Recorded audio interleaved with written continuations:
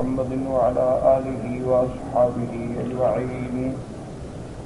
اللهم صل على سيدنا محمد وعلى آل سيدنا محمد كما صليت على إبراهيم وعلى آل إبراهيم في العالمين إنك حميد مجيد.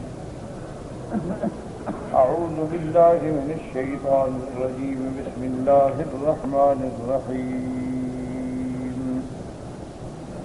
في بيوت أذن الله أن ترفع ويذكر فيها اسمه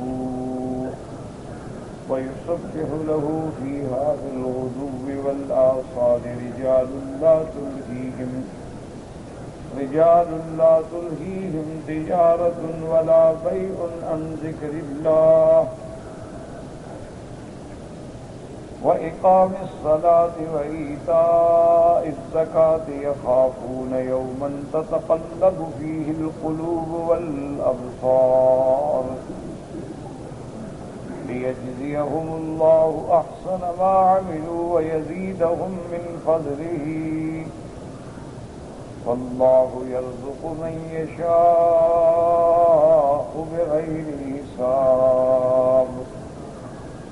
قال المؤلف والمفسر رحمه الله تعالى: أدام النفع بعلومه وعلومكم في الدارين آمين. إلى أن قال: وقال ابن أبي حاتم حدثنا أبي قال حدثنا محمد بن عبد الله بن بكير الصنعاني قال حدثنا أبو سعيد مولى بني هاشم قال حدثنا عبد الله بن بجير قال حدثنا أبو عبد ربه قال قال أبو الدرداء رضي الله تعالى عنه: إني كنت على هذا الدرج أبايع عليه أرضه كل يوم 300 دينار أشهد الصلاة في كل يوم في المسجد. أما إني لا أقول إن ذلك ليس بحلال ولكني أحب أن أكون من الذين قال الله فيهم: رجال لا تلهيهم تجارة ولا بيع عن ذكر الله. اب مفسر رحمۃ اللہ علیہ فرماتے ہیں کہ ابن ابی حاتم رحمۃ اللہ علیہ نے اس سند سے روایت کی ہے کہ حضرت ابو الدرداء رضی اللہ تعالی عنہ فرماتے ہیں. حضرت ابو الدرداء رضی اللہ عنہ صحابی ہیں میرے آقا رحمت دو عالم صلی اللہ علیہ وسلم کے. فرماتے ہیں کہ انی قمت علی ھذا الدرج، میں ان سیڑھیوں پہ کھڑا ہو کر بے شرا کرتا ہوں تو تقریباً اربح کل یوم 300 دینار 300 دینار تقریباً روزانہ میں اس سے نفع حاصل کرتا ہوں. اشہد الصلاۃ فی کل یوم فی المسجد، اور ہر نماز جو ہے وہ مسجد میں حاضر ہوتا ہوں، کیونکہ سیڑھیوں پہ تو کام کر رہے ہیں، نماز بھی فوراً مسجد میں پہنچ گئے. اما انی لا اقول ان ذلک لیس بحلال، فرمایا میں یہ نہیں کہتا کہ یہ چیز حلال نہیں، کیونکہ تجارت کرنے کا تو حکم ہے اور رزق حلال کمانے کا حکم ہے. اسی لیے جہاں اللہ پاک نے خصوصی طور پر نماز جمعہ کے لیے حکم دیا ہے کہ اذا نودی للصلاۃ من یوم الجمعۃ فاسعوا الی ذکر اللہ وذروا البیع، کہ جب اللہ کی ندا آ جائے، پکارا جائے تو اب بیع چھوڑو اور جلدی اللہ کے دروازے پہ آ جاؤ. اسی آیات میں بعد میں فرماتے ہیں فَإِذَا قُضِيَتِ الصَّلَاةُ فَانتَشِرُوا فِي الْأَرْضِ وَابْتَغُوا مِن فَضْلِ اللَّهِ، کہ جب نماز سے فارغ ہو جاؤ تو پھر اللہ کا رزق حاصل کرو، جاؤ کام کرو، تجارت کرو. اسی لیے بعض صحابہ کرام جمعہ کے دن بطور خاص جمعہ سے فارغ ہونے کے بعد کوئی نہ کوئی چھوٹی موٹی تجارت کرتے، کوئی چیز بیچ لی، کوئی خرید لی. فرماتے اللہ کا حکم ہے تو ضروری نفع ہوگا.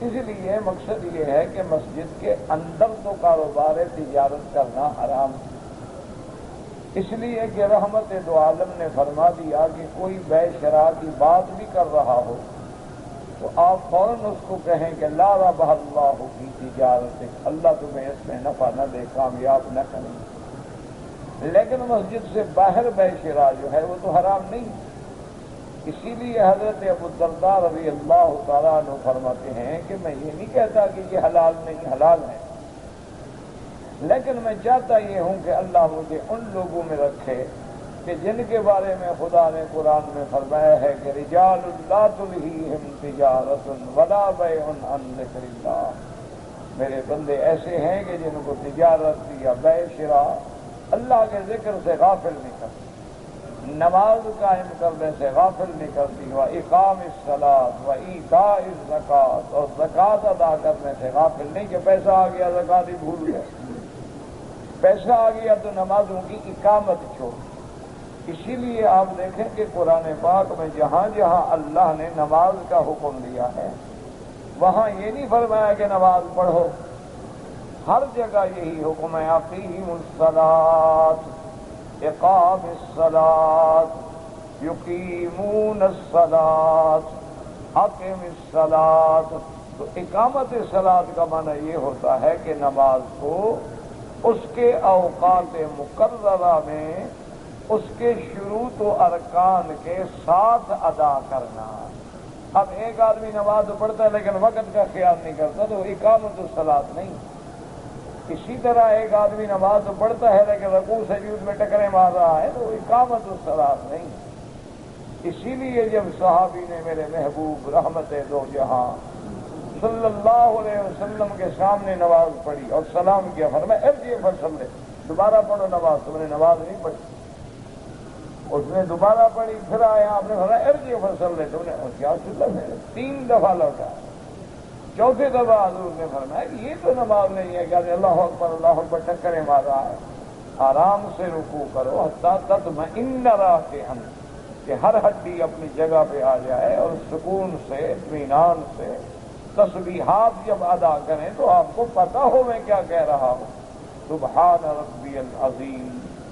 اسی طرح سجود میں فرمایا حتیٰ تطمئن ساجدا، کہ اطمینان سے ہر جگہ ہر ہڈی اپنے مقام پہ آئے، اور بڑے سکون سے کم از کم 3 دفعہ ورنہ 7 دفعہ 11 دفعہ سبحان ربی الاعلی۔ اور جس رکن میں ہے اس رکن کی طرف توجہ ہو، دوسری طرف خیال نہ ہو، اور پھر جو زبان سے نکل رہا ہے اس کو سمجھ بھی رہے ہو کہ میں کیا کہہ رہا ہوں۔ تو اس لیے حضور صلی اللہ علیہ وسلم نے فرمایا کہ اللہ نے ہر جگہ حکم دیا اقامت الصلاۃ۔ اچھا ایک آدمی ہے وہ عصر کی نماز تو پڑھتا ہے لیکن کام میں مشغول بیٹھا رہا، جب دیکھا کہ سورج ڈوبنے کے قریب آ گیا، تھوڑا وقت رہ گیا، جلدی جلدی اٹھ کے فوراً 4 رکعت پڑھ لی۔ حضور نے فرمایا یہ تو منافق کی نماز ہے کہ انتظار کرتے رہتے ہیں اور جب سورج پیلا ہونا شروع ہوتا ہے تو نماز پڑھتے ہیں۔ اسی طرح بیٹھے رہے، دیکھا کہ اب نماز کا وقت گزر رہا ہے تو فوراً اللہ اکبر کر لیا، یہ نماز نہیں۔ نماز کا معنی یہ ہے کہ اس کے اوقات میں ادا کریں، اور نماز کا معنی یہ ہے کہ اس کے شروط و ارکان و قواعد کا پورا پورا خیال کریں، اور نماز کا معنی یہ ہے کہ جو حرف پڑھ رہا ہے اس کے بارے میں اس کو پتہ ہو میری زبان سے کیا نکلا، میں نے اللہ اکبر کہا ہے تو پتہ ہو کہ تکبیر کیا ہے، سبحانک اللہم وبحمدک وتبارک اسمک وتعالی جدک ولا الہ غیرک، ایک ایک حرف کا پتہ، پھر صحیح معنوں میں جا کے نماز ہوتی ہے۔ تو اس لیے فرمایا کہ میں چاہتا یہ ہوں کہ اللہ مجھے ان بندوں میں رکھے جن کو تجارت یا بیع شراء جو ہے وہ اللہ کے ذکر سے غافل نہ کرتے۔ وقال عمرو بن دینار الاعور كنت مع سالم بن عبد الله ونحن نريد المسجد فمررنا بسوق المدينة وقد قاموا إلى الصلاة وخمروا متاعهم فنظر سالم إلى أمتعتهم ليس معه أحد فتلا سالم هذه الآية رجال لا تلهيهم تجارة ولا بيع عن ذكر الله ثم قالهم هؤلاء۔ عمرو بن دینار الاول فرماتی ہیں کہ میں سالم ابن عبید اللہ کے ساتھ آیا اور ہم مسجد رسول عربی صلی اللہ علیہ وسلم کی طرف مدینہ منورہ میں تھے، جا رہے تھے، تو ہم مدینے کی بازار سے گزرے تو فرماتے ہیں کہ ہم نے دیکھا کہ لوگ جو ہیں نماز کے لیے چلے گئے ہیں، وَخَمَّرُوا مَتَاعَهُمْ، اور اپنے سامان پہ کپڑا ڈال دیا، اپنے سامان پہ کپڑا ڈال کے اور چھوڑ کے اللہ کے گھر مسجدوں میں نماز کے لیے چلے گئے۔ فرماتے ہیں کہ جب میں نے دیکھا، سالم نے جب دیکھا ان کے سامان کی طرف کہ دیکھو سامان ہے، قیمتی چیز ہے، پڑی ہوئی ہے، کپڑا ڈالا چلے گئے، فکر ہی کوئی نہیں، تو فرمایا ہاں یہ وہی لوگ ہیں جن کو اللہ کے ذکر سے بے شرا نہیں ہوگا، نہ ان کو سامان کا فکر ہے، نہ ان کو کسی چیز کے چوری ہو جانے کا فکر ہے، وہ فوراً اللہ کی نمازوں کے لیے چلے جاتے ہیں۔ وَقَضَى قَالَ سعید بن ابی الحسن والضحاک لا تلہیہم التجارۃ والبیع ان یأتوا الصلاۃ فی وقتها۔ حضرت ابی الحسن، حضرت الضحاک بھی فرماتے ہیں کہ معنی یہ ہے کہ ان کو تجارت جو ہے غفلت میں نہیں ڈال دیتی، کسی چیز کا بیچنا جو ہے ان کو غفلت میں نہیں ڈال دیتا، بلکہ فوراً نمازوں کے اوقات میں وہ نمازوں میں حاضر ہوتے ہیں۔ وقال مثل الوراق كانوا يبيعون ويشترون ولكن كان أحدهم إذا سمع النداء وميزانه في يده خفضه وأقبل إلى الصلاة۔ حضرت مطر الوراق رحمت اللہ علیہ فرماتے ہیں کہ لوگ بے شرا بھی کرتے تھے، بیچتے تھے، خریدتے تھے، لیکن ان کا عالم یہ تھا کہ اگر وہ سودا پکڑے ہوئے ہیں، انہوں نے میزان ہاتھ میں رکھا ہوا ہے، ترازو ہاتھ میں ہے، اللہ اکبر کی آواز آ گئی، فوراً پھینک دیتے کہ بس اب نماز کے بعد جو اللہ کو منظور ہے بس نماز کے بعد۔ تو ان کے دل جو ہیں وہ اللہ کے گھروں میں اٹکے ہوئے ہوتے ہیں، ان کو تجارت یا بے شرا جو ہے غافل نہیں کرتے۔ وقال علی بن ابی طلحہ عن ابن عباس لا تلہیہم تجارۃ ولا بیع عن ذکر اللہ۔ وہ کہتے ہیں ذکر اللہ سے مراد جو ہے، حضرت ابن عباس فرماتے ہیں الصلاۃ المکتوبہ، کہ اللہ نے جو فرض نمازیں حکم دی ہیں ان کو جماعت کے ساتھ ادا کرے، باقی نفل تو انسان نے گھر میں پڑھنی ہے، وہ بعد میں بھی پڑھ سکتا ہے، اس میں آدمی بے شرا کرے، کاروبار کرے، تجارت کرے، گھر جا کے اپنی نفلیں پڑھے، لیکن فرائض اور صلوات مکتوبہ کا یہ حکم ہے کہ پھر ہر چیز چھوڑے۔ وقد قال مقاتل بن حیان والربیع بن انس وقال السدی عن الصلاۃ فی جماعت، تاکہ وہ 5 نمازیں جو فرض ہیں وہ جماعت کے ساتھ مسجد میں ادا کرتے ہیں۔ وقال مقاتل بن حیان لا ينهيهم ذلك عن حضور الصلاة وان يقيموها كما امرهم الله وان يحافظوا على مواقيتها وما استحفظهم الله فيها۔ مقاتل بن حیان فرماتے ہیں کہ ان کو تجارت جو ہے وہ نمازوں سے نہیں روکتی، اور نمازوں کو بھی اسی طرح ادا کرتے ہیں جیسے اللہ نے حکم دیا ہے، وہ ٹکریں نہیں مارتے، وہ نمازوں کا صرف نام نہیں گنواتے۔ اکثر میرے بھائیوں کو، دوستوں کو خیال ہوتا ہے جی ہم نماز کیسے پڑھیں، تو بڑے آرام سے میرا بھائی، جب 5 نمازیں تم امام کے پیچھے پڑھتے ہو تو دیکھتے نہیں ہو کہ وہ کیسے رکوع کرتے ہیں، کیسے سجود کرتے ہیں، کیسے 2 سجدوں کے درمیان میں بیٹھتے ہیں، کیسے رکوع کے بعد سیدھے کھڑے ہو کے سمع اللہ لمن حمدہ ربنا لک الحمد حمدا کثیرا طیبا مبارکا کما یحب ربنا ویرضی۔ اور اگر آدمی اکیلا ہے تو اس سے بھی زیادہ پڑھ سکتا ہے کہ حمدا طیبا مبارکا کما یحب ربنا ویرضی، الحمد للہ ملء السماوات وملء الارض وملء ما بینہما وملء ما فیہ وملء ما شئت من بعد۔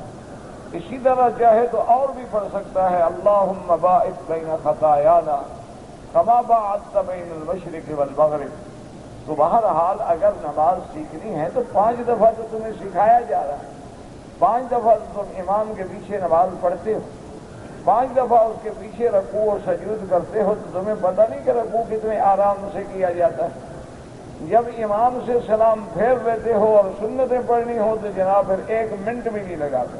اللہ اکبر اللہ. اس سے پڑھنا نہ پڑھنا برابر ہے. یہ لوگ جو جلدی جلدی ٹکریں مارتے ہیں، پڑھیں یا نہ پڑھیں کوئی فائدہ نہیں.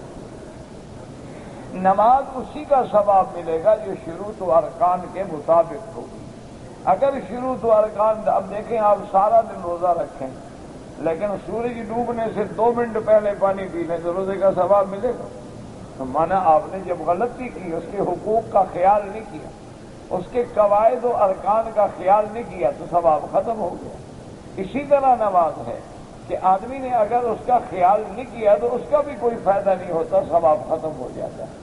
اسی لیے خدا کے لیے کم از کم میرے وہ بزرگ جو عمرے پہ یا حج پہ آ رہے ہیں، حج تو زندگی میں 1 دفعہ فرض ہوتا ہے اور نماز تو 1 دن میں 5 دفعہ فرض ہے. اور حج کا حکم تو جبریل لائے تھے اور نماز کا حکم تو خود محمد مصطفیٰ لائے. تو اگر آدمی نمازوں میں غفلت کرے تو حج پہ آنے کا کوئی فائدہ نہیں. اگر آدمی نمازیں صحیح ادا کرنا نہ سیکھے تو پھر عمرے پہ آنے کا کیا مقصد ہے کہ رمضان سے بیٹھے ہیں اور حج کریں گے لیکن نماز پڑھنا نہیں سیکھا. حج پہ آ رہے ہیں اور لاکھوں روپے کے داخلے کیے ہیں لیکن نماز پڑھنا نہیں سیکھا. حج پہ آ رہے ہیں لیکن طواف کرنا نہیں سیکھا. حج پہ آ رہے ہیں ان کو پتہ نہیں کہ کب ہم نے کندھا نکالنا ہے اور کب کندھا نہیں نکالنا ہے، یہ نہیں سیکھا. تو یہ مانا تو ہوا نعوذ باللہ پر حج نہ ہوا ہے تو میلہ ہے کہ جدھر لوگ جائیں گے ہم بھی چلے جائیں گے. لوگ مینا جائیں گے ہم بھی مینا چلے جائیں گے. لوگ عرفات جائیں گے ہم بھی عرفات چلے جائیں گے. لوگ عرفات سے واپس ہوں گے ہم بھی واپس ہوں گے. لوگ نماز پڑھ رہے ہوں گے ہم بھی کھڑے ہو جائیں گے. وضو کریں گے تو خیال نہیں ہے کہ انگلیوں میں پانی بھی پہنچا ہے یا نہیں پہنچا. غسل کریں گے تو خیال نہیں ہے کہ ہمارے ناف میں بھی پانی پہنچا ہے کہ نہیں پہنچا. وضو کر رہے ہیں تو پتہ نہیں ہے کہ ہمارے کانوں کو بھی پانی اندر باہر سے پہنچا ہے کہ نہیں پہنچا. غسل فرما رہے ہیں تو پتہ نہیں ہے کہ میں نے منہ بھر کے کلی کی ہے، میں نے غرارہ کیا ہے کہ نہیں کیا. ناک میں پانی لے رہے ہیں تو کبھی خیال نہیں کیا کہ کیا نرم ہڈی تک پانی پہنچا ہے. صرف یہ تو نہیں کہ ناک کو لگا کے پھینک دو، پانی تو باقاعدہ اندر داخل ہو اور نرم ہڈی تک پہنچے. تو ان چیزوں کا اگر خیال نہ ہو میرا بھائی تو ناراضگی کی بات ہے. پھر حج کا کیا فائدہ؟ اسی لیے لکھا ہے کتابوں میں تاریخ میں کہ ایک بہت بڑے اولیاء اللہ گزرے تو وہ حج پہ تشریف لا رہے تھے حج نفل کے لیے. تو راستے میں ابھی اپنے وطن سے جب نکلے قریب تھے کوئی 1-2 دن کا سفر تھا. ان دنوں میں تو سفر بڑے مشکل ہوتے تھے. اونٹوں کے سفر ہوتے تھے، گھوڑوں کے سفر ہوتے تھے، پیدل سفر ہوتے تھے، کشتیوں کے سفر ہوتے تھے. 6 مہینے آدمی کے سفر میں لگ جاتے تھے. زندہ لوگ ہوتے تھے قسمت والے کہ وہ حج پڑھ کے واپس پہنچتے تھے. تو وہ جب 2-3 منزلوں کے بعد پہنچے تو جب نماز کے لیے تیاری کی، اتفاق سے سفر تھا، تھکے ہوئے تھے، لیٹ ہو گئی تو تکبیر اولا فوت ہو گئی. تکبیر اولا کا کیا معنی کہ جب امام کہتا ہے نا اللہ اکبر اور اس کے بعد قرات شروع کرتا ہے، یہ درمیان کا جو وقت ہے یہ تکبیر اولا کا وقت. تو صرف اتنی دیر ہو گئی کہ تکبیر اولا رہ گئی اور الحمدللہ میں شریک ہو گئے. لیکن جب نماز سے فارغ ہوئے تو ساتھیوں سے کہا کہ میرا بھائی میں واپس جا رہا ہوں. ہم نے فرمایا حضرت تیاری کی ہے، اب لوگ ہیں. انہوں نے کہا لوگوں کی بات نہیں ہے، نفل حج کے لیے جا رہا ہوں اور فرائض میں مجھ سے تکبیر اولا چھوٹ گئی ہے تو پھر کیا فائدہ ہوا جانے. تو وہ لوگ تکبیر اولا کے لیے روتے تھے. وہ لوگ تہجد چھوٹ جائے تو روتے تھے. ان لوگوں کی اشراق کی نماز چھوٹ جائے تو روتے تھے. اب ہمارے حجاج کرام ہیں ماشاءاللہ، فجر کا دیکھیں امام سلام پھیرے نا، میرے خیال میں ابھی دوسرا سلام وہ نہیں پھیرتا اور یہ گھر سے باہر ہوتے ہیں. اور جی چائے پینے کی عادت ہے، اچھا میں ڈیرے پہ جا رہا ہوں ذرا چائے سے پی لوں. تو صبح کے اشراق تو ان کے چائے کی نظر ہو جاتے ہیں. اور ظہر کی نماز جلدی پڑھنی چونکہ کھانا کھانا ہے. یا بعض لوگ پہلے کھانا کھا کے تشریف لاتے ہیں تو نماز میں کھڑے کھڑے ڈکار دے رہے ہیں ماشاءاللہ. اور اس کے بعد جناب پھر انہوں نے آرام بھی فرمانا ہے، نیند بھی کرنی ہے. اور اس لیے پھر اس طرح کا معنی حج نہیں ہوتا. حج کا معنی ہی یہ ہوتا ہے کہ آدمی سب کچھ چھوڑ کے تمام غرور کو خاک میں ملا کے تمام آرام کو تج کے ایک عاشقانہ مزاج بنا کے اللہ کی گلیوں میں آ جائے کہ جیسے محبوب کی تلاش میں آدمی بھاگتا ہے، کبھی ادھر جاتا ہے کبھی ادھر جاتا ہے، لوگ گالیاں دیتے ہیں، کو پتھر مارتے ہیں، کو پاگل کہتے ہیں، وہ اپنی دھن میں لگا ہوا ہے۔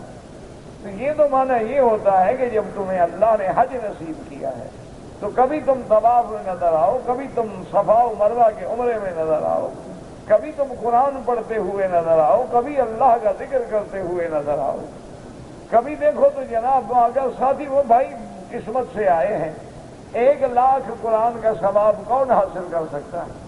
اگر ہم نے اللہ کے حرم میں قرآن ختم کر لیا تو ہمیں 1,00,000 قرآن کا سبب مل جائے گا۔ 1,00,000 درود کا ثواب کون پڑھ سکتا ہے؟ لیکن اگر ہم نے 1 درود پڑھا اور جس نے 1,000 درود پڑھ لیا، جس نے 1,000 استغفار کر لیا، جس نے 1,000 دفعہ لا حول ولا قوت الا باللہ العلی العظیم پڑھ لیا، حتیٰ کہ روایات میں آتا ہے کہ جب آدمی طواف کرتا ہے تو اللہ اس کو اتنا اجر دیتے ہیں جیسے ولد اسماعیل کا غلام خرید کر کے آزاد کر دیا جائے۔ تو پہلے تو ولد اسماعیل کا غلام کہاں ہوگا، اور اگر ہوگا تو اس کی قیمت کتنا ہوگی ہم ادا ہی نہیں کر سکتے۔ تو اتنا بڑا اجر ہمیں مل رہا ہے۔ اور پھر ذرا آنکھیں بند کر کے تصور کریں کہ سرزمین حرم ہے، سرزمین مکہ ہے، اللہ اس کو قیامت تک محفوظ رکھے، اللہ تبارک و تعالی شر اعداء سے محفوظ رکھے، تمام فتن و حوادث سے محفوظ رکھے۔ کتنا حاجی خوش نصیب ہے کہ جب وہ آ رہا ہے حجر اسود کے سامنے کھڑا ہے، تصور تو کرو کہ یار یہ وہی مقام ہے جہاں میرا مدنی محمد مصطفیٰ کھڑے ہوئے صلی اللہ علیہ وسلم۔ حجر اسود پہ بوسہ دینا نصیب ہو جائے تو تصور کے میں خیال کر کے یار یہ وہی حجر اسود ہے جس کو حضور نے اپنے ہاتھوں سے رکھا تھا، اور جہاں حضور نے خود بوسہ دیا تھا، جہاں حضور نے رخسار لگائے تھے، جہاں حضور نے آنسو بہائے۔ کیا یہ وہی مطاف ہے جہاں انبیاء نے طواف کیا ہے؟ اور آج میں گناہگار بھی اسی جگہ کر رہا ہوں۔ یہ وہی صفا مروہ ہے جہاں انبیاء دوڑے ہیں، جہاں محمد مصطفیٰ دوڑے ہیں۔ سرزمین حرم میں جا رہا ہے تو غور کرے، اچھا بھائی میں تو آج ان گلیوں میں گزر رہا ہوں شار ابی بکر جہاں ابو بکر گزرتا تھا، میں تو آج اس دروازے سے گزر رہا ہوں جہاں سے بلال گزرتا تھا، میں تو آج اس دروازے سے گزر رہا ہوں جو بیت ام ہانی ہے جہاں محمد مصطفیٰ گزرتے، میں تو آج اس دروازے سے گزر رہا ہوں جو باب الفتح ہے جہاں فتح مکہ کے دن میرا مدنی محمد مصطفیٰ داخل ہوا، میں تو آج اس جگہ سے گزر رہا ہوں جہاں عمرۃ القضاء میں میرا محمد مصطفیٰ گزرے۔ تو جب عاشق کو یہ پتہ ہو وہ تو جناب زمین کو بھی دیکھ دیکھ کے چلتا ہے، وہ تو ان پہاڑوں کے لیے بھی جھوم جاتا ہے، وہ تو ان فضاؤں کے لیے بھی جھوم جاتا ہے، اور ہم نماز میں بھی غافل ہیں، تلاوت قرآن میں بھی غافل ہیں، اگر طواف کریں تو بھاگ رہے ہیں، ٹکریں مار رہے ہیں، عورتوں کے ساتھ مل کے طواف کر رہے ہیں، غیر محرم عورتوں کے ہاتھ میں ہاتھ پکڑا ہوا ہے اور طواف کرا رہے ہیں۔ اور یہ کیا کریں، بہن بنی ہوئی ہے ساتھ لائے ہیں تو خیال تو کرنا پڑتا ہے، وہ اگر بہن بنانے سے بن جاتی نا تو پھر تو بیوی کو بھی بہن بنا لے آتی، پھر تو آدمی بہنوں کو بیوی بنا، اس طرح تو نہیں، وہ تو اللہ کے احکام ہیں، جو بیوی ہے وہ بیوی ہوگی، جو بہن ہے وہ بہن ہوگی، جو بیٹی ہے وہ بیٹی ہوگی، جو ماں ہے وہ ماں ہوگی، بنانے سے کوئی نہیں بنتا، بنانے سے اور کہنے سے اگر رشتے قائم ہو جاتے تو پھر تو ساری دنیا کا رشتہ قائم ہو سکتا۔ اس لیے ہمیشہ یاد رکھیں کہ اگر تم لوگوں نے فرائض اللہ کا، اگر تم لوگوں نے نماز میں غفلت کی، اگر تم لوگوں نے نماز کو ان کے اوقات میں ادا نہ کیا، اگر تم لوگوں نے نماز کو اس کے شروط و ارکان کے ساتھ ادا نہ کیا، یقین کریں حج کا کوئی فائدہ نہیں ہوتا۔ حج کا فائدہ تو یہی ہے کہ ٹریننگ ہو جائے، تربیت ہو جائے، بندہ تیار ہو جائے، پریکٹیکل طور پہ ہر مرحلے سے گزر جائے کہ اب رمضان کے روزے رکھ کے پاک صاف ہو گیا، اللہ نے فرمایا آ جاؤ آپ میرے دروازے، اب تمہارا پہلا امتحان ہو چکا ہے، اب تمہارا امتحان حج میں ہوگا، تاکہ حج کرنے کے بعد تمہارے کردار میں تبدیلی آئے، تمہارے عمل میں تبدیلی آئے، تمہاری نمازوں میں تبدیلی آئے، کہ تمہیں نماز پڑھتے ہوئے دیکھ کے بندہ سمجھے کہ یہ کیا عبادت ہے، یہ کیا مقام ہے، کتنے لوگ ہیں جنہوں نے صرف نمازیں دیکھی اور مسلمان ہو گئے، کتنے لوگ ہیں جنہوں نے عبادت دیکھی اور مسلمان ہو گئے۔ اس لیے صحابہ فرماتے ہیں کہ بھئی تجارت تو وہ بھی کرتے تھے، بے شرا تو وہ لوگ بھی کرتے تھے جو متقدمین ہیں، صحابہ ہیں، تابعین ہیں، تبع تابعین ہیں، ہم سے پہلے محدثین ہیں، فقہا ہیں، مجتہدین ہیں، لیکن اذا سمعوا النداء، جب کان میں اذان کی آواز پڑی اس کے بعد چاہے ترازو بھی ہاتھ میں ہے تو پھینک دیا، بس اب نماز۔ وقال علی بن ابی طلحہ ابن عباس لا تلہیہم تجارۃ ولا بیع عن ذکر اللہ یقول عن الصلاة المکتوبہ وكذا قال مقاتل بن حیان والربیع بن انس وقال السدی عن الصلاة في جماعة وقال مقاتل بن حیان لا يلہیہم ذلك عن حضور الصلاة وأن يقيموها كما أمرهم الله وأن يحافظوا على مواقيتها وما استحفظهم الله فيها يخافون يوما تتقلب فيه القلوب والأبصار أي يوم القيامة الذي تتقلب فيه القلوب والأبصار أي من شدة الفزع وعظمة الأحوال كقوله تبارك وتعالى وأنذرهم يوم الآزفة۔ اللہ تبارک و تعالیٰ فرماتے ہیں میرے بندے وہ ہیں جو اس دن سے ڈرتے ہیں۔ کون سا دن؟ قیامت کا دن، جس دن آنکھیں پھٹی رہ جائیں گی اور دل نکل کے حلق میں آ جائیں گے، نہ نکلیں گے، نہ مریں گے، نہ جئیں گے۔ اس لیے قرآن نے دوسری جگہ قیامت کے ہول کا نقشہ کھینچا کہ ان زلزلۃ الساعۃ شیء عظیم۔ آپ نے دیکھا زلزلہ آیا، اللہ ان پہ رحم فرمائے، اللہ تبارک و تعالی جو اس میں فوت ہو گئے ان کے درجات بلند فرمائے، میرا اللہ اور جو بیچارے بچ گئے ان کو صبر جمیل عطا فرما اور ان کو مزید اپنے عذاب زمہریر سے، عذاب سردی کے عذاب سے بچا۔ میرا مولا ان کی جان مال آبرو عزت کی حفاظت فرما۔ یعنی آپ دیکھیں کہ چند سیکنڈ میں دنیا کا نقشہ بدل گیا، تو اللہ دکھاتے ہیں کہ جب قیامت آئے گی وہ بھی ایسے ہوگا۔ قیامت اسی کو کہتے ہیں نا، یہ سکرا ہو گئی وہ کبرا ہو گیا، کہ وہ لوگ جو اپنے گھروں میں بیٹھے پورے گھر جھول رہے ہیں، یعنی بچہ ملبے کے نیچے پڑا ہے چیخ رہا ہے، ماں باپ نکال نہیں سکتے، کیسے نکالیں؟ اوپر پوری چھت گر گئی۔ اس سے بڑا کوئی امتحان ہو سکتا ہے کہ بعض لوگوں کے 20-20 25-25 خاندان کے افراد ختم ہو گئے، یعنی لاشیں نکالنا مشکل ہو گیا، جنازے پڑھنا مشکل ہو گیا، دفن کرنا مشکل ہو گیا۔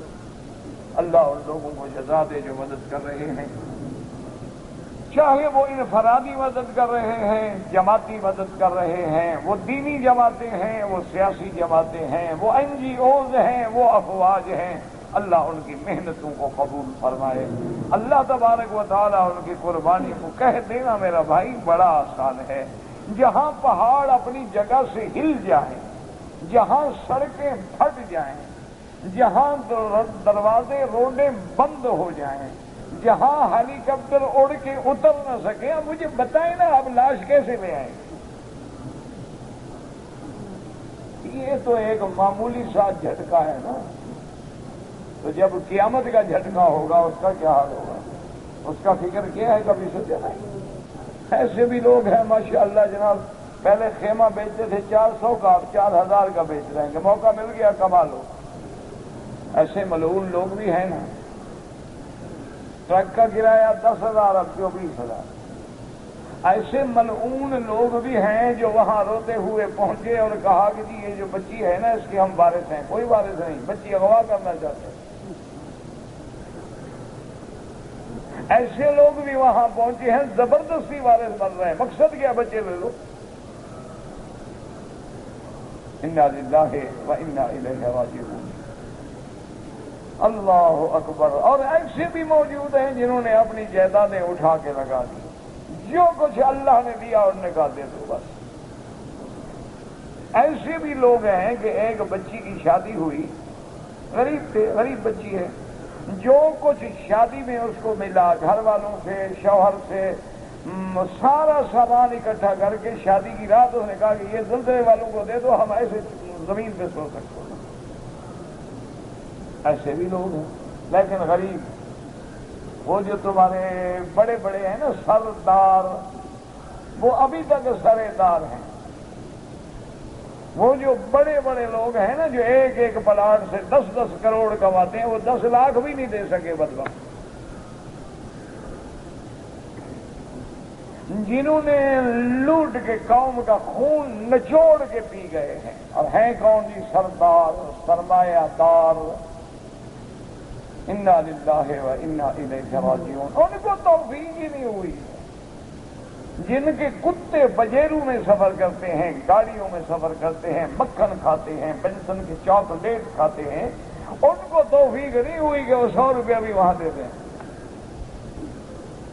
یہ تو پاکستانی عوام کو اللہ ہمت دے، قوت دے، اور ان کی دکھایا ہے انہوں نے کہ جوں زلزلہ آیا گھر چھوڑ کے سب کچھ لے گئے، کسی کے بعد کچھ نہیں، 2 کمبل سر پہ رکھ کے پیدل بھاگ پڑے۔ غریبوں نے تو کمال کر دیا، اخوت کی مثالیں زندہ کر دی، مہاجر و انصار کے کارنامے تازہ کر دیے، صحابہ کی یادیں تازہ کر دی ہیں۔ کچھ بھی نہیں نا، اس کے بعد جناب اس نے جناب ایک اپنا بیلچہ اٹھایا، بھاگ پڑا، چلو نہیں تو تھوڑی سی مٹی تو ہٹاؤں گا۔ اللہ ان کو جزائے خیر دے اور ان کے رزق میں، مال میں، اولاد میں برکتیں عطا فرمائے، اور مرحومین پہ رحمتیں فرمائے، مظلومین و مجروحین پہ شفا کے فیصلے فرمائے، اور ان کی جان، مال، آبرو، عزت کی حفاظت فرمائے۔ دعا کیا کرو، مومن تو مومن ہوتا ہے کہ وہ دن کیسا ہوگا فرماتی ہیں کہ قیامت کا دن ایسا ہوگا کہ شدت الفزع و عظمت الاحوال، اس کی سختی سے آنکھیں پھٹ جائیں گی، شاخصۃ ابصارہم، اور کہیں قرآن کہتا ہے ان زلزلۃ الساعۃ شیء عظیم یوم ترونها تذہل کل مرضعۃ عما ارضعت وتضع كل ذات حمل حملها وترى الناس سكارى وما هم بسكارى ولكن عذاب الله شديد۔ اللہ فرماتے ہیں جب قیامت کا دن ہوگا آپ دیکھیں گے، اس کے زلزلہ قیامت کو دیکھنے کے بعد دودھ پلانے والی جانور ہے یا انسان ہے اپنے بچے کو بھول جائے گی، حاملہ حمل کو بھول جائے گی، اور آنکھیں پھٹی ہوں گی، معلوم ہوگا جیسے نشے میں بیٹھے ہوں۔ اللہ نے فرمایا نشہ نہیں بلکہ عذاب کی شدت نے ان کو پاگل کر دیا ہے۔ اس لیے فرماتے انما یؤخرہم لیوم تشخص فیہ الابصار۔ اللہ فرماتے ہیں میں نے تو اپنے بندوں کو مہلت دی ہے اس دن کے لیے جس دن آنکھیں پھٹی کی پھٹی رہ جائیں گی۔ فرماتے ہیں وَيُطْعِمُونَ الطَّعَامَ عَلَىٰ حُبِّهِ مِسْكِينًا وَيَتِيمًا وَأَسِيرًا إِنَّمَا وَجَزَاهُم بِمَا صَبَرُوا جَنَّةً وَحَرِيرًا۔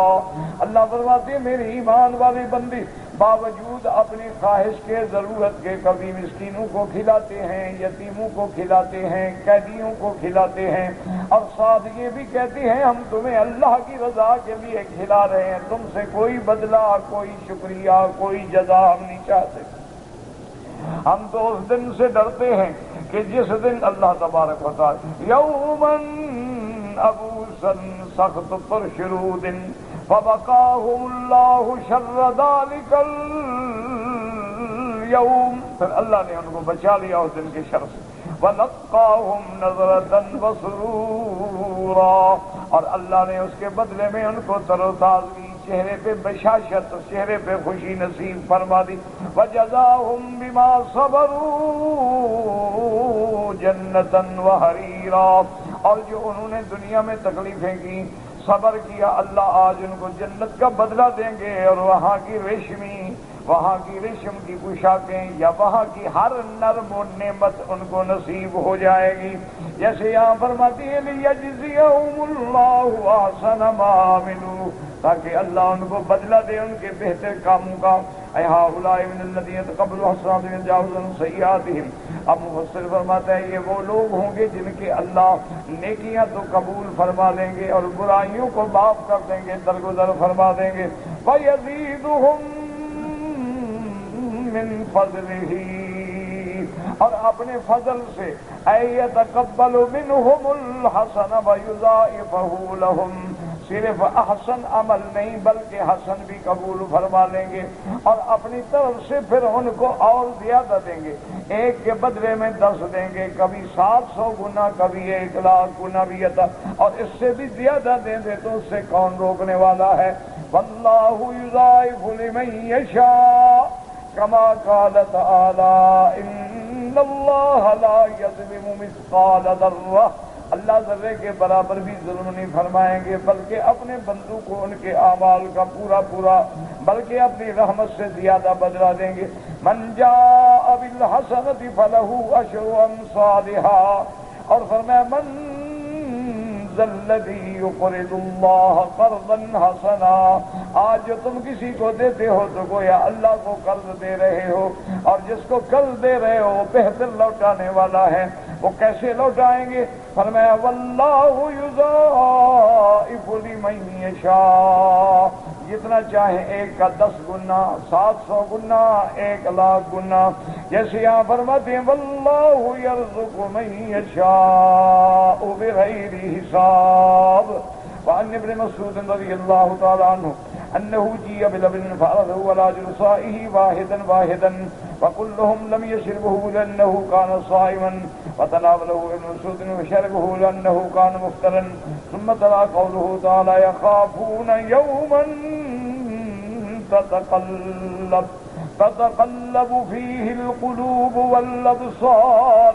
حضرت ابن مسعود رضی اللہ تعالیٰ عنہ کی خدمت میں لبن، بعض علماء فرماتے ہیں دودھ، اور جیسے آج کل تو لبن لسی کو کہہ دیتے ہیں نا، ورنہ لبن کا اطلاق دودھ پہ ہوتا ہے. آیا تو حضور نے اپنے ساتھ جو بیٹھے تھے حضرت عبداللہ مسعود نے ایک کو پیش کیا. اچھا بھائی تم پی لو. نے کہا مجھے روزہ ہے. تم پی لو روزہ ہے. تم پی لو روزہ ہے. صرف عبداللہ مسعود کو خود روزہ نہیں تھا، باقی سارے نفلی روزوں کے ساتھ تھے. تو اس کے بعد آپ نے پڑھا یہ وہ لوگ ہیں جو اللہ کے اس دن سے ڈر رہے ہیں، بھوکے مر رہے ہیں دنیا میں. یخافون یوما تتقلب فیہ القلوب والابصار. رواه النسائی بن یاد حدیث عامر شرائع القمدی وقال ایدن الدابی قال حدنا سعید بن سعید قال حدنا علی بن سلمۃ الرحمن بن ساکن شعر بن حوشب بن اسماء بنت یزید بن السکن قالت قال رسول اللہ صلی اللہ علیہ وسلم اذا جمع اللہ الاولین والآخرین یوم القیامہ جاء مناد فنادى بصوت اسمه الخلائق ايعلم اهل الجمع من أولى بالكرم ليكم الذين لا تلهيهم تجارة ولا بيع عن ذكر الله فيقومون وهم قليل ثم يحاسب سائر الخلائق. اس حدیث پاک میں بی بی اسماء بنت یزید بن سکن روایت فرماتی ہیں حضور پاک نے فرمایا کہ جب اللہ قیامت والے دن اولین آخرین سب کو جمع فرما دیں گے، جاء مناد فنادا، آئے گا ندا کرنے والا، وہ آواز دے گا بصوت، ایسی آواز جس کو ساری مخلوق سنے گی. سیعلم، تاکہ وہ اس دن میدان والے جان لیں کہ کون آج سب سے زیادہ اللہ کی نوازشات کا مستحق ہے.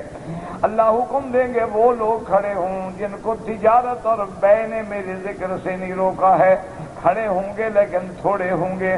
پھر اس کے بعد ساری مخلوق کا حساب ہوگا.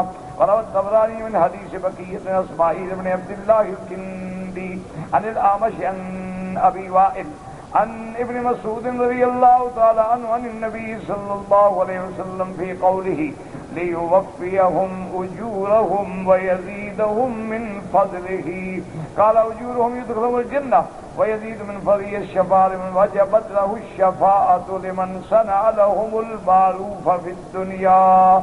فرماتے ہیں اجر اللہ دیں گے اور زیادہ بھی دیں گے. اجر کا معنی ان کو جنت مل جائے گی اور زیادہ معنی ان کو وجبت له الشفاعة، تو شفاعت کی اجازت مل جائے گی کہ جس نے کوئی بھلائی کی تھی آج تم بھی ان کے ساتھ بھلائی کرو. اللہم ادخلنا الجنۃ بغیر حساب یا ارحم الراحمین. میرا بھائی، زندہ آدمی کے لیے عمرہ کرنے کا فقہا نے فرمایا اگر وہ وصیت کرے یعنی کہے کہ میرے لیے کرو، ورنہ آپ اپنے لیے عمرہ کریں اور اس کے لیے دعا کریں. اللہ تبارک و تعالی کریم ہیں، ثواب عطا فرمائیں گے.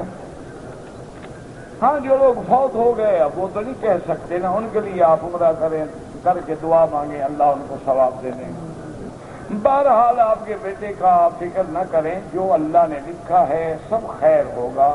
کنٹریکٹ ہو گیا، مل گیا، ایسا ایسا آدمی اپنے حقوق پہ پہنچ جاتا ہے.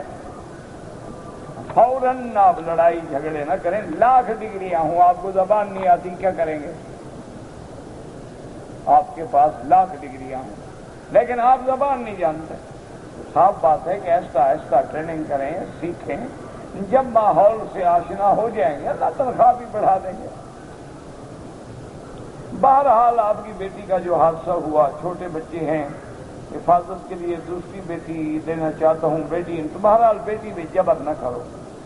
یہ ضروری نہیں ہے کہ ایک بیٹی کا حادثہ ہو گیا ہے تو آپ اسی داماد کو دوسری بیٹی بھی دے دیں. حالانکہ یہ سنت ہے. میرے محبوب نے سیدنا عثمان رضی اللہ تعالی عنہ کو اپنی 2 بیٹیاں دی. ان کی بیوی جب حضور کی بیٹی فوت ہو گئی حضور نے پھر دے دی، اور حضور نے یہ بھی فرمایا کہ میرا عثمان ایسا اچھا ہے، اللہ مجھے اور بیٹیاں بھی دیتے تو میں عثمان کو دیتا رضی اللہ تعالی عنہ. ان کو سمجھائیں بیٹی راضی ہو، قائل ہو، رشتہ کریں. اگر بیٹی قائل نہیں، راضی نہیں، جبر نہ کریں. زندگی اس نے گزارنی ہے، کل کو اپنے گھر میں مصیبتیں نہ کھڑی کریں. تم تو چاہتے ہو سنبھالنا اور گھر میں روز لڑائی ہو تو کون سنبھالے گا؟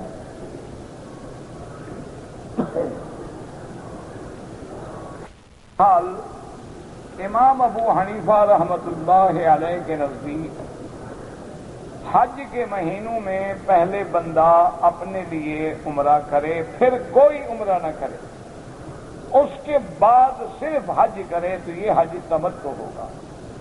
لیکن فتویٰ اس پہ ہے، صاحبین کا قول بھی ہے کہ اگر اس دوران میں اس کو اور عمرے کرنے کا موقع ملتا ہے تو کر لو. کیونکہ جیسے آج کل حالات ہیں، ابھی جو ہمارے حاجی آئے ہیں وہ عمرہ کر لیا ہے لیکن 1-2 دن میں ان کو مدینہ شریف بھیج دیں گے. اب مدینہ منورہ سے جب آئیں گے لازمی بات ہے کہ وہ عمرے کا احرام باندھ کے آئیں گے، لہذا عمرے 2 ہو جائیں گے. کیوں؟ اگر عمرے کا احرام باندھ کے نہ آئے پھر بھی تو دم پڑے گی کہ مدینہ منورہ میقات ہے. اسی لیے علماء کا فتویٰ یہ ہے کہ اگر اس دوران میں آدمی 1، 2، 3 اور عمرے کرنا بھی چاہتا ہے تو کوئی حرج نہیں. انشاءاللہ اس کا تمتع خراب نہیں ہوگا، حج تمتع ہی ہوگا.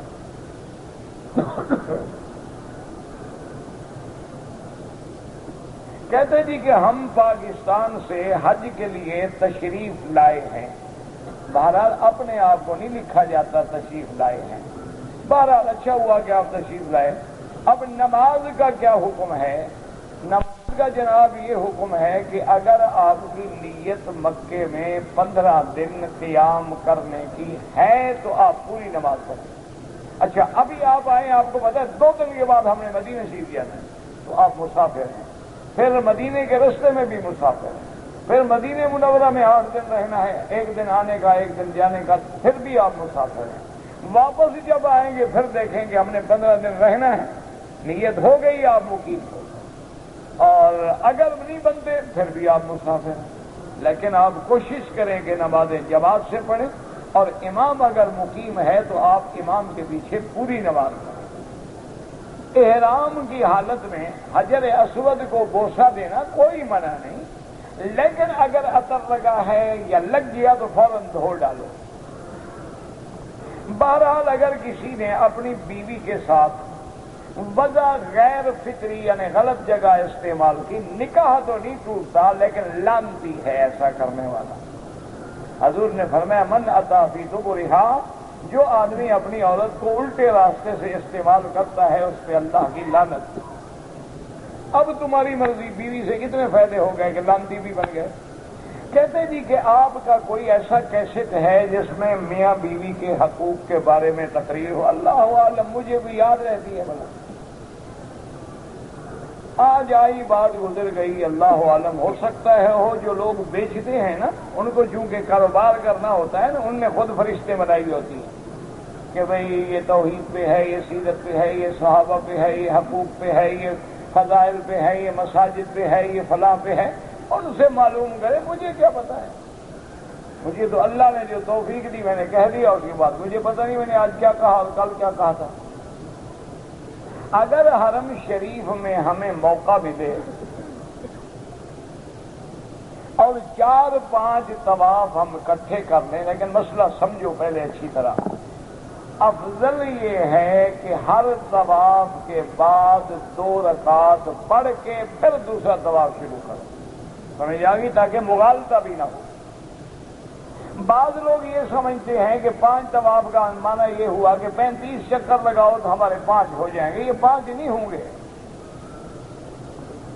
طواف کے 7 چکر ہیں، ختم کر کے پھر حجر اسود سے کچھ پہلے آ کے دوبارہ طواف کی نیت کریں، پھر حجر اسود کے سامنے جا کے بسم اللہ اللہ اکبر وللہ الحمد کہہ کے طواف شروع کریں، پھر جب 7 چکر گزر جائیں پھر تیسرے کے لیے دوبارہ سے 12 نیت کریں۔ یہ نہیں کہ ایک ہی دفعہ 35 چکر لگا لو، پھر وہ طواف نہیں ہو۔ لیکن افضل یہ ہے، اولا یہ ہے کہ ہر طواف کے بعد 2 رکعات پڑھ کے پھر آگے طواف کی نیت کرو۔ ہاں، بعض ائمہ کرام کے نزدیک چونکہ عصر کے بعد نماز نہیں پڑھنی، اب اس کے بعد ٹائم ہے تو وہ چاہے تو 2-3 طواف اکٹھے کر سکتا ہے، کوئی منع نہیں۔ قبر پہ کھڑے ہو کے دعا کی جائے، کوئی منع نہیں۔ رحمت دو جہاں صلی اللہ علیہ وسلم نے فرمایا صحابہ کو، جب آپ نے دفن فرما لیا، مٹی ڈال دی، فرمایا کہ اب اس کے لیے اللہ سے دعا کرو، الآن یسأل فاسألوا له التثبیت، فرمایا یہ گھڑی ہے اب سوال جواب ہوگا، دعا کرو اللہ اس کو ثابت قدم رکھے۔ تو اس لیے اگر وہاں دعا کی جائے تو کوئی منع نہیں ہے، لیکن مسلمان ہیں، ہمارے برادری ہے، جو قبر پہ دعا مانگنا سنت تھی وہ چھڑوا دی، جنازے کے بعد جو بدعت تھی اس پہ پکا کرا دیا۔ کہتے جی کہ اگر سخت سردی ہو جائے اور احرام کی حالت میں آدمی نے کپڑا سر پہ ڈال لیا، بھائی کوئی حرج نہیں، یہ تو کہیں نہیں لکھا کہ سردی میں حاجی مر جائے تو کپڑا نہ ڈالے، یہ کہاں لکھا ہوا ہے؟ ہو گئی بچانی ہے، جان بچانی ہے، ڈال لو، 1 گھنٹہ 2 گھنٹے، پھر ہٹا لیا، ڈال لیا، ہٹا لیا، بعد میں صدقہ کر دوں گا، کوئی مسئلہ نہیں۔ یہ تھوڑا لکھا اسلام نے کہ مر جاؤ لیکن کپڑا نہیں ڈالنا۔ کہتے جی کہ میں نے ابھی چھٹی جانا ہے اپنے ملک میں، میرا دل کرتا ہے کہ مجھے اللہ نے موقع دیا ہے تو میں 1-2 عمرے کر لوں، بالکل کر کے جائیں، کوئی مسئلہ نہیں۔ رات کی قسم جن کو اکٹھا کر دے، ہر چیز رات میں اکٹھی نہیں ہو جاتی، درندے پرندے چرندے حیوان بندے سب لوٹ کے اپنے گھروں میں اکٹھے ہو جاتے ہیں، تو سب مخلوق کی قسم ہو گئی، اللہ جس کی قسم کھائے۔ بندے کے لیے منع ہے کہ وہ اللہ کے سوا کسی کی قسم نہ کھائے، لیکن اللہ تو خالق ہے، وہ جو چاہے جس چیز کی قسم کھائے۔ اللہ تبارک و تعالیٰ کے 99 نام عربی میں ایسے ہیں، وہ اردو میں نہیں ہیں، اردو میں تو نام اللہ کے ہیں ہی نہیں، عربی میں ہیں۔ اللہ کے جتنے نام ہیں نا اردو میں کوئی بھی نہیں، سب عربی میں۔ اردو میں لوگوں نے ان کا ترجمہ کیا ہے، ترجمہ ہونا الگ بات ہے، نام ہونا الگ بات ہے۔ ایک ہے ترجمہ، دیکھو نا، الحمدللہ شروع کرتا ہوں اللہ کے نام سے، تو شروع کرتا ہوں اللہ کے نام سے، قرآن تھوڑا ہے، یہ تو ترجمہ ہے، قرآن تو الحمدللہ۔ کہتے ہیں جی کہ اگر نکاح میں جو عورت کا حق المہر مقرر کیا جاتا ہے، اگر کوئی ادا نہ کرے تو کیا وہ اپنی بیوی سے مل سکتا ہے؟ مل تو سکتا ہے لیکن ادا تو کرو نا۔ یہ تو نہیں ہے کہ بس ملتے رہو دیکھا جائے گا، یہ تو منع ہے۔ اللہ کی قیامت میں ایسا نہ ہو کہ بیوی کے حق المہر کی وجہ سے جہنم میں ڈال دے۔ ادا کرو، 1 مہینہ 2 مہینے 4 مہینے 6 مہینے نیدیاں دو، آفاقی یا غیر آفاقی۔ بہرحال امام احمد بن حنبل رحمۃ اللہ علیہ، امام شافعی رحمۃ اللہ علیہ کے نزدیک چاہے آفاقی ہو، غیر آفاقی ہو، حلی ہو، حرمی ہو، مکی ہو، کوئی ہو، وہ فرماتے ہیں کہ ایام حج میں وہ نماز قصر پڑھے۔ صرف امام ابو حنیفہ رحمۃ اللہ علیہ فرماتے ہیں کہ نہیں، جو قریب ہے مقیم ہے اور جس کا سفر نہیں بنتا وہ پوری پڑھے گا، اور جو مسافر ہیں وہ قصر پڑھیں گے۔ یہ علمی بحثیں ہیں، آپ ان جھگڑوں میں نہ پڑیں۔ آپ کو اللہ توفیق دے، کوشش کریں کہ امام حرم کے پیچھے وہاں جو امام نماز پڑھائیں ان کے ساتھ جماعت میں پہنچیں اور نمازیں ادا کریں۔ جھگڑوں میں نہ پڑیں، یہ علمی مسئلے ہیں، علماء کا کام ہے۔ کہتے ہیں جی کہ اگر مثلا فجر کی نماز میں ہم لیٹ پہنچے، جب ہم مسجد میں داخل ہوئے تو نماز کھڑی ہو چکی تھی، تو اب ہم کیا کریں؟ اب سنتیں نہ پڑھو۔ اذا اقیمت الصلاۃ فلا صلاۃ الا المکتوبہ، کہ جب نماز کھڑی ہو جائے اب وہی نماز پڑھو جو کھڑی ہے، سنتیں نہ پڑھیں، نماز میں مل جائیں، فرض ادا کریں، سلام پھیرنے کے بعد 2 رکعت کھڑے ہو کے سنت پڑھ لو، یا چاہو تو سورج نکلنے کے بعد پڑھ لو۔ بہرحال آپ طائف میں رہتے ہیں اور حج کرنا چاہتے ہیں تو حج کا احرام آپ طائف سے ہی باندھیں گے، یعنی وہ جو میقات ہے وہاں سے باندھیں گے۔ باقی جو حج کرنا چاہیں، چونکہ آپ آفاقی ہیں، آپ میقات کے اس طرف رہتے ہیں، آپ حج افراد کا احرام باندھیں مرضی، تمتع کا باندھیں مرضی، قران کا باندھیں مرضی، آپ تو جو حج کرنا چاہیں کر سکتے ہیں۔ کہتے تھے کہ جنازے کی نماز میں جب ہم تکبیر کہتے ہیں اس کے بعد ہر تکبیر میں ہاتھ اٹھانا چاہیے۔ احناف کے نزدیک تو نہیں اٹھانا چاہیے، حنابلہ کے نزدیک ہر تکبیر میں ہاتھ اٹھانا چاہیے۔ یہ بھی اولا افضل کے مسئلے ہیں، کوئی لڑائی کے مسئلے ہے ہی نہیں خدا کے لیے، انہی پہ دماغ لڑا رہے ہیں اور کافر مسلمانوں کو کھا رہے ہیں۔ کوئی اٹھاتا ہے الحمدللہ، نہیں اٹھاتا الحمدللہ، کیا جھگڑا ہے؟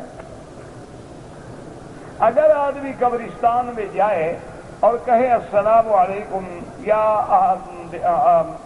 یا دار قوم مؤمنین انا انشاء اللہ بکم لاحقون انتم السابقون ونحن الاثر، ان کے بعد ان کے لیے دعا مانگے، پڑھے، بالکل ٹھیک، حضور نے خود جا کے دعائیں مانگی۔ کہتے جی کہ میں نے اپنی والدہ مرحومہ کے نام سے حج کرنا ہے، لیکن ہمیں نظر نہیں آ رہا کہ حج تک ہمیں تنخواہ مل جائے، شاید اس وقت تک نہ ملے۔ میرا بھائی، مکے میں رہنے والوں کا کون سا حج مہنگا ہے؟ اگر تم جوان آدمی ہو نا تو 10 ریال سے بھی حج ہو جائے گا، پیدل چل پڑو، پیدل آ جاؤ، روٹی ویسے مل جاتی ہے۔ فرض کس بات کا یار؟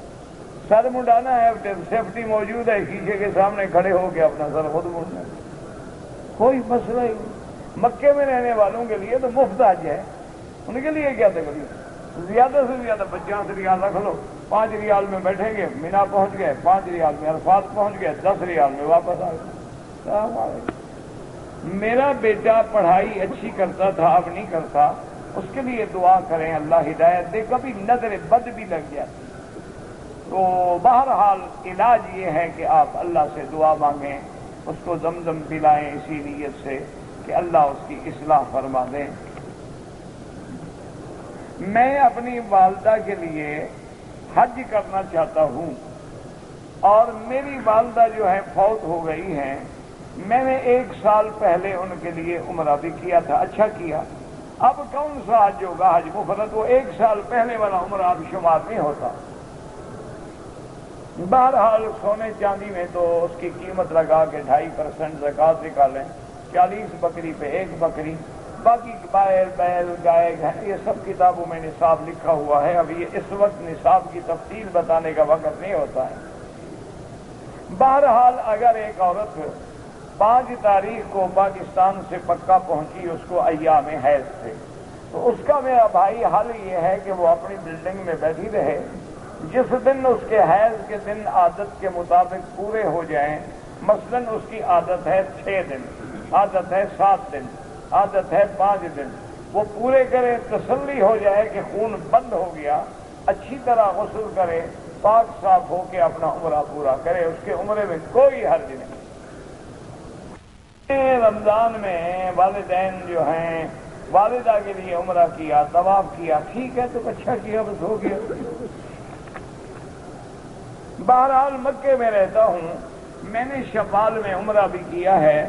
اب حج کے لیے 8 تاریخ کو آپ احرام باندھیں گے، احرام باندھ کے آپ مینا آ جائیں گے، اگر موقع ملے طواف بھی کر لیں، مجبوری ہے سیدھے چلے جائیں تو چلے جائیں۔ کہتے جی کہ پاکستان سے چند لوگوں نے ہمیں پیسے دیے تھے کہ حرم کے کبوتروں کو دانہ ڈالیں، بالکل ڈالیں، لیکن کوشش کریں ایسی جگہ جہاں پاؤں میں نہ پڑے، یعنی دانے ایسی جگہ ڈالے جائیں کہ پاؤں میں اللہ کے رزق کی بے حرمتی نہ ہو۔ حالت احرام میں عورت اپنا چہرہ کھلا رکھے، لیکن غیر مرد سامنے ہوں تو کپڑا لٹکا دے۔ ایک بوڑھی عورت ہے، اس نے مجھے بیٹا بنایا ہوا ہے، تو کیا میں اس کے ساتھ حج میں جا سکتے ہیں اگر وہ بوڑھی ہے واقعتاً؟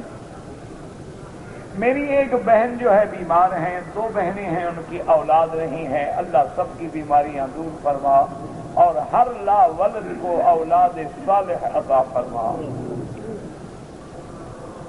بہرحال جو کہتے ہیں کہ ڈبکی لگانے سے غسل ہو جائے گا، ان نے تو پڑھا ہوگا مسئلہ، ہم نے تو یہی پڑھا ہے کہ غسل جنابت سے پہلے وضو کریں، وضو کرنے کے بعد پھر سارے بدن پہ پانی بہائیں۔ یہ بعض لوگ ہمارے ہیں نا، وہ بیچارے 2-4 کتابیں پڑھ کے نئے نئے مسئلے پیدا کرتے ہیں، بندہ مشہور جلدی ہوتا ہے نا، پرانے مسئلے سے آدمی مشہور نہیں ہوتا۔ بہرحال طواف کی 2 رکعات جو ہیں وہ احناف کے نزدیک واجب ہیں، باقی ائمہ کے نزدیک سنت ہے۔ جنہوں نے شوال میں عمرہ کیا ہے ان کا حج تمتع ہوگا۔ وسوسے مجھے بہت آتے ہیں، آخری 2 صورتیں قل اعوذ بالفلق قل اعوذ بالناس پڑھیں۔ میاں بیوی حج کریں تو 1 بکری میں 2 بکریاں، کھانے کے لیے 2 روٹیاں، اللہ کے لیے 1۔ ربنا تقبل منا انك انت السميع العليم وتب علينا انك انت التواب الرحيم وصلى الله تعالى على خير خلقه سيدنا محمد۔